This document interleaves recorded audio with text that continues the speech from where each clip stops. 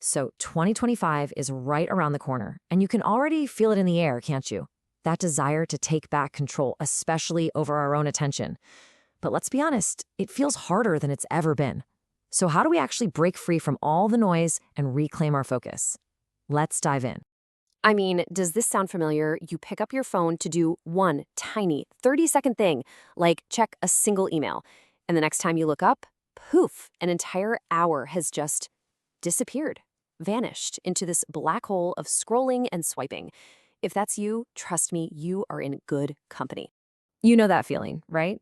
That new year, new me energy is awesome, but it just seems to slam into this wall, the reality of a world that is literally designed to hijack our attention.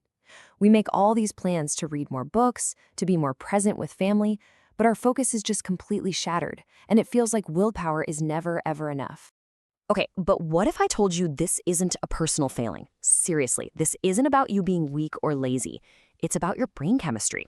We need to look inside what's being called the dopamine trap. So what on earth is this trap? Well, it's this weird little loop our brains get stuck in. See, we get a hit of that feel-good chemical, dopamine, not from actually achieving something meaningful, but just from the anticipation of it.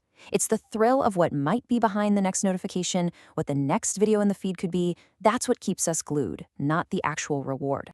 And this really lays it all out, doesn't it? On one side, you've got the anticipation loop. It's an infinite game of just chasing something new with absolutely no finish line. But on the other side, you have the achievement cycle. And that's where you get that deep, lasting satisfaction from actually finishing something real. We've been trained for the loop, but what we're all craving is the cycle. Wow, I mean, that just hits the nail on the head. We're in this constant state of seeking the next tiny hit of stimulation. And because of that, we never actually arrive at genuine satisfaction. It's like being on a treadmill that is just going absolutely nowhere fast. Okay, so how do we get out? How do we break this loop? The answer, surprisingly, isn't to just fight your brain with more willpower. It's a really simple, kind of elegant idea called friction. It's all about learning how to work with your brain's natural wiring instead of constantly fighting against it. Friction theory is pretty much exactly what it sounds like. You just strategically add tiny little obstacles or friction to the habits you're trying to break. By making it just a little bit harder to mindlessly start scrolling, you give your brain a split second to catch up and ask, wait, is this really what I want to be doing right now? So how do we actually do this? It's a super simple 3-step process. First, you just have to identify the exact distraction, the specific app or website that's your kryptonite. Second, you add a small hurdle, a little barrier.